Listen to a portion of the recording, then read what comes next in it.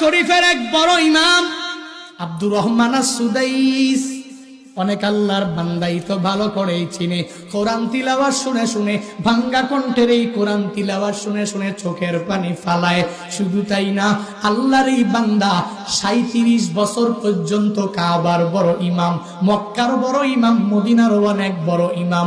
Saudi আরবের যেই পরিমাণ দাম, যেই পরিমাণ সম্মান, কাবার ইমাম যার তিলাওয়াত শুনে শুনে ওই মুক্তাদিরাও কান্না করে, ইমামেরাও কান্না করে।